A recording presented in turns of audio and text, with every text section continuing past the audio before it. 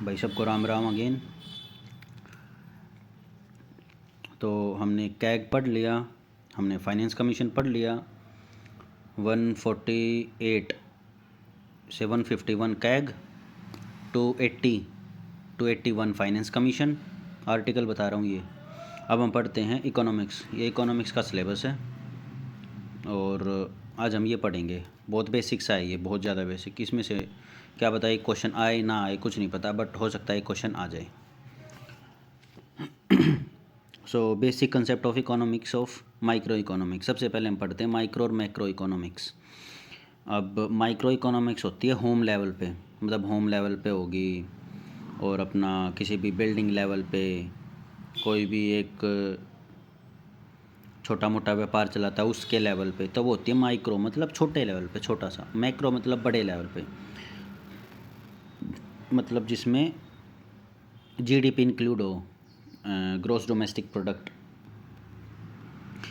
National level पे हो, अपना स्टेट लेवल पे हो, मतलब जिसमें बहुत बड़ा एरिया इंक्लूड हो, उसको कहते हैं मैक्रो इकोनॉमिक्स, जिसमें रिसोर्सेज बहुत ज़्यादा लगे। तो ये है स्टडी ऑफ इंडिविजुअल, खुद का, हाउस होल्ड या कोई फर्म, जो मैंने बताया था इंडस्ट्री वगैरह, डिसीजन मेकिंग एंड रिसोर्सेज की एलोकेशन, जो भी बताया था, जो भी रिसोर्सेज यूज़ होते हैं, उससे मीनिंग होता है कि भी वो माइक्रो होती है, मैक्रो इकोनॉमिक्स होती है। यहाँ से बेसिकली क्वेश्चन टपक सकता है, डेफिनेशन किससे होती है, रिसोर्सेज से। और बस ठीक है। अब आ जाता है अपना scope and nature of economics. बता दिया मैंने स्कोप दो इसके, माइक्रो और मैक्रो इकोनॉमिक्स। माइक्रो में अपना स्मॉल इंडस्ट्रीज़ वगैरह, हाउस होल्ड, मार्केट, फर्म्स, ये सब होती हैं। और मैक्रो इकोनॉमिक्स के अपना नेशनल लेवल पे, जिसमें GDP, gross domestic product, GAP, gross net product, budget वगैरह, ये सारी चीज़ें इंक्लूड होती हैं बेसिकली मैक्रो लेवल पे, मतलब बड़े लेवल पे। अब आता है अपना नेक्स्ट टॉपिक है मेथड्स ऑफ इकोनॉमिक स्टडी। अब मेथड हैं दो, डिडक्टिव और इंडक्टिव। अब यार इसका मेरे को हिंदी मीनिंग कतई नहीं पता, और मेरे हिसाब से कोई पढ़ेगा हिंदी में भाई साहब बाउंस करेगी। तो डिडक्टिव और इंडक्टिव। अब डिडक्टिव मेथड है वो हाइपोथेटिकल है। हाइपोथेटिकल मतलब कि वो रियल में होता नहीं है, लेकिन हम उसको मान लेते हैं। जैसे हम करते हैं लेट अस एज्यूम ये, लेट अस एज्यूम वाई, तो ऐसे ये हाइपोथेटिकल मेथड है।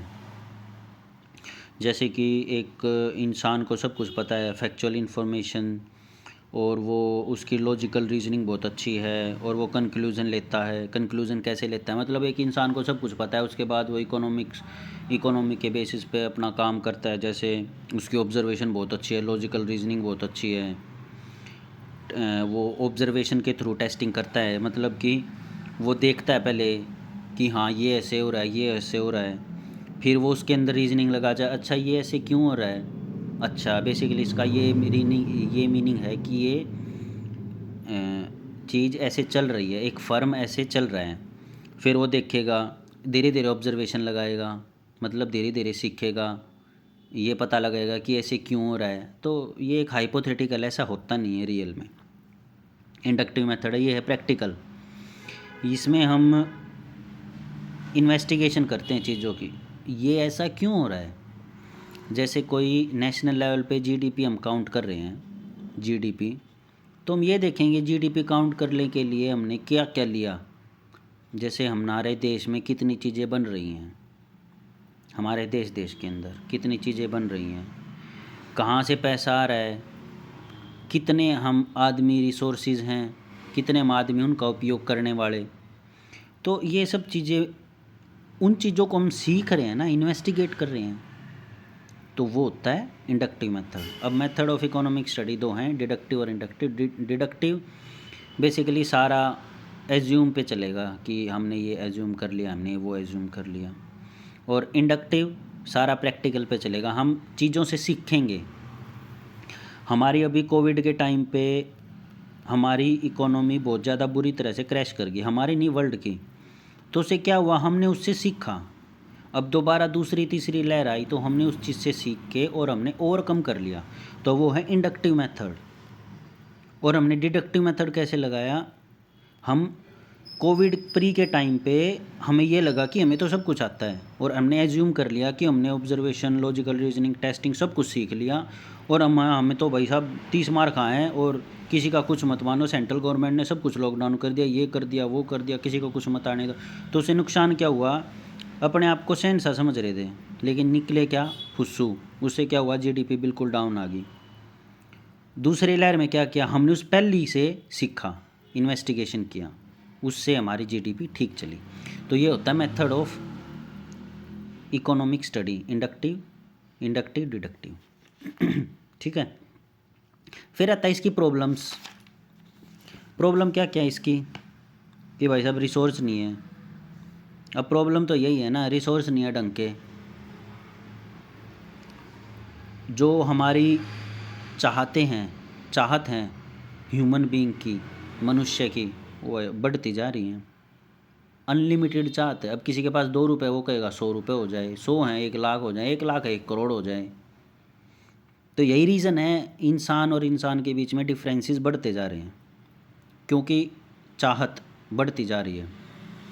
तुम्हें आज एक पिज़्ज़ा दे दे, तुम कल कहोगे यार एक और खिला दे, फिर धीरे धीरे लत लग जाएगी, फिर तो हमने रोटी बढ़िया ना लाग गए, फिर तो हमने कहोगे हमने पिज़्ज़ा ही चाहिए, फिर उस तो होगा कि चाहत बढ़ती रहेंगी, डिफरेंसेस होते रहेंगे, फिर तो हमने न्यू लगा रोटी खाने वाले तो पागल हैं। तो ये एक छोटा सा एग्जाम्पल था चाहत के लिए, अनलिमिटेड ह्यूमन वांट्स के लिए। तो अब इसमें क्या होता है, हमने ये 3 चीज़ों का ध्यान रखना चाहिए। व्हाट टू प्रोड्यूस, क्या प्रोड्यूस करना है हमें, कैसे प्रोड्यूस करना है और किसके लिए प्रोड्यूस करना है। अगर हमें ये 3 चीज़ों का रीज़न मिल जाए ना तो ठीक हो जाएगी। और अगर इन चीज़ों का रीज़न ना मिले तो भाई साहब यही इसकी इकोनॉमी की प्रॉब्लम है। व्हाट टू प्रोड्यूस,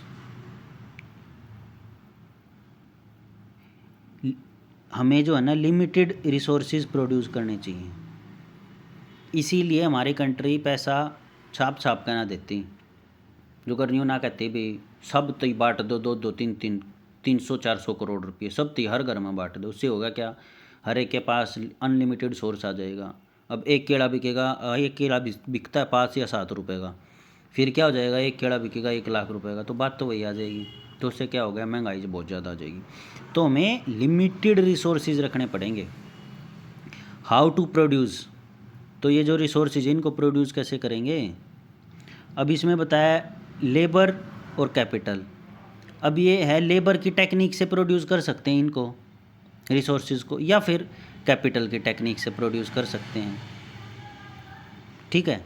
फिर हम ये जो प्रोड्यूस कर रहे हैं किसके लिए प्रोड्यूस कर रहे हैं ये तो हमें पता ही नहीं, उसको कंज्यूम कौन करेगा। तो ये हैं इसकी सेंट्रल प्रॉब्लम्स। बेसिकली प्रॉब्लम्स हैं रिसोर्सेज, अनलिमिटेड ह्यूमन वांट्स, और ये कौन, कैसे और किसके लिए, बस। फिर आ जाता है अपना ये production possibility curve. Production possibility curve है सॉरी, जो हमारी मैन्युफैक्चरिंग हो रही हैं चीज़ें फैक्ट्री के अंदर या कहीं पे भी, उनकी परफॉर्मेंस को देखने के लिए हम प्रोडक्शन पॉसिबिलिटी कर्व करते हैं। यानी कि 2 चीज़ें एक टाइम पे आ जाए ना, तो वो कैसे करेंगी, तो वो कैसे सरवाइव कर पाएंगी। जैसे कि मान लेते हैं, हम एग्जांपल लेते हैं, प्रोडक्शन पॉसिबिलिटी कर्व में है, मतलब कि बेसिकली प्रोडक्शन की पॉसिबिलिटी लगानी है कि भी 2 चीज़ें एक टाइम पे आ गई तो कैसे काम चलेगा। अब यहाँ लगा लेते हैं अपना तरबूज, वाटरमेलन, ठीक है। यहाँ लगा लेते हैं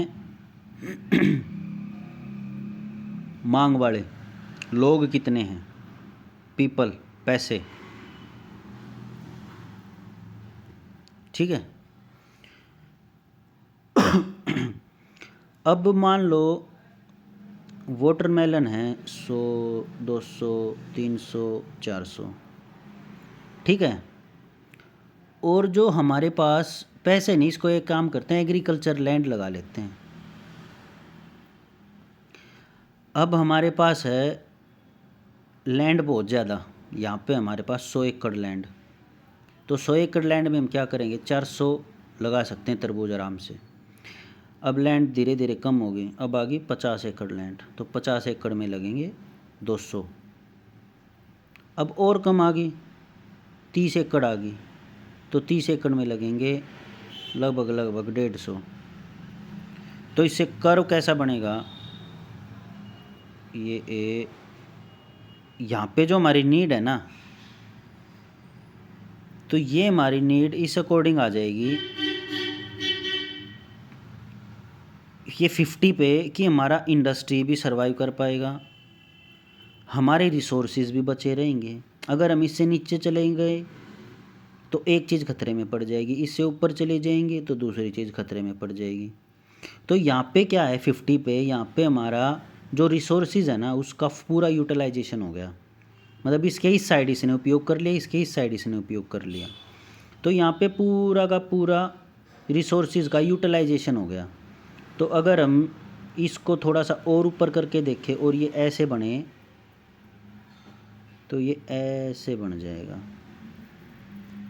अब इसमें प्रॉब्लम क्या है, इस वाले चार्ट में अगर हमारे पास ज़मीन बचेगी नहीं तो हम उगाएंगे क्या, यहाँ पे 0 हो गया। मान लो यहाँ ज़मीन होगी, किसी के पास बच गया 1 एकड़ ज़मीन, तो कितने वाटरमेलन उगा लेगा और कितने लोगों की भूख को शांत कर लेगा। तो इसका मतलब रिसोर्सेज बहुत ही ज़्यादा लिमिटेड हैं, यहाँ रिसोर्सेज बहुत ज़्यादा लिमिटेड हैं। ठीक है, यही है प्रोडक्शन पॉसिबिलिटी कर्व। इसमें हमें प्रोडक्शन की पॉसिबिलिटी ध्यान में रखनी है कि इवेलुएट करना है कि मैन्युफैक्चरिंग का प्रोसेस कैसे होता है, उसका परफॉर्मेंस कैसे होता है।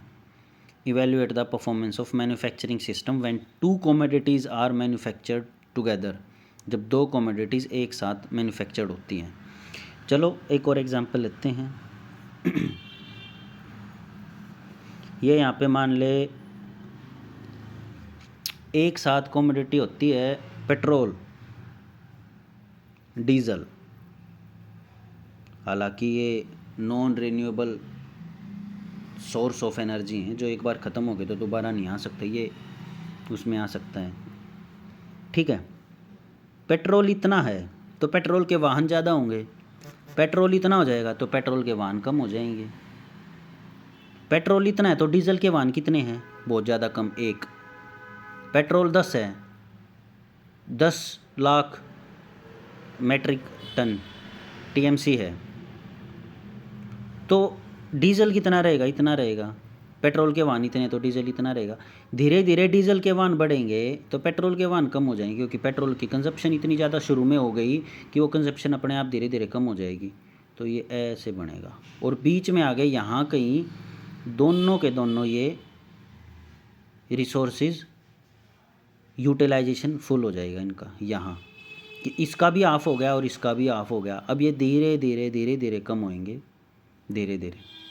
ठीक है, तो ये हैं 2 कमोडिटीज़ एक टाइम पे सर्वाइव करेंगी, उसको कहते हैं प्रोडक्शन पॉसिबिलिटी कर्व।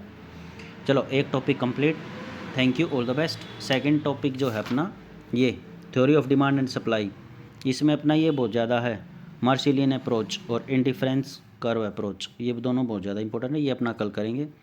एक फटाफट अपना रिवाइज कर लेते हैं। अपना definition micro economics macro economics की होती है, माइक्रो छोटे लेवल पे, मैक्रो बड़े लेवल पे। स्कोप में क्या है, स्कोप में 2 हैं, माइक्रो और मैक्रो, छोटा और बड़ा। तो माइक्रो मतलब छोटा, छोटा मतलब स्मॉल, हाउस होल्ड, फर्म, ये सब चीज़ें। मैक्रो इकोनॉमिक्स मतलब नेशनल लेवल पे, राज्य स्तर या फिर सेंटर लेवल पे, यही, या फिर कंट्री के बाहर भी, या इंटर कंट्री यानी कि 2 कंट्री के बीच में ट्रेड, वो भी मैक्रो इकोनॉमिक्स के यहाँ आती है। यहाँ से एक क्वेश्चन टपक सकता है आराम से। और अपना मेथड ऑफ इकोनॉमिक्स क्या है, 2 हैं, इंडक्टिव और डिडक्टिव। इंडक्टिव पूरा का पूरा एज्यूम के बेस पर, हाइपोथेटिकल, मतलब आपको सब कुछ पता है भाई साहब, भगवान आप हो, आप नीच भगवान है। इंडक्टिव मेथड में, इंडक्टिव में अपना प्रैक्टिकल लुक है, अपन अपनी गलतियों से सीखते हैं, इन्वेस्टिगेट करते हैं। स्टैटिस्टिकल फिगर मतलब पुराने टाइम पे क्या हुआ, उन फिगर से हम सीखते हैं। अपना फिर प्रॉब्लम्स है, प्रॉब्लम्स क्या, अनलिमिटेड ह्यूमन वांट्स है, ह्यूमन की चाहत बढ़ती जा रही है, रिसोर्स लिमिटेड हैं, तो गड़बड़ तो होगी। ठीक है, फिर अपना प्रोडक्शन पॉसिबिलिटी कर्व है। प्रोडक्शन पॉसिबिलिटी क्या है, दो चीज़ें एक टाइम पे कैसे सर्वाइव कर पाएंगी। हमने लिया था पेट्रोल और डीजल का एग्जांपल, आप ले सकते हैं वाटरमेलन और अपना मैंगो का एग्जांपल। और मतलब दो चीज़ें एक टाइम पे मार्केट में कैसे सर्वाइव कर सकता है, ये कर सकती हैं, ये चीज़ें सिखाती हैं प्रोडक्शन पॉसिबिलिटी कर्व। चलो, all the very best. Video होगी बहुत लंबी। Thank you.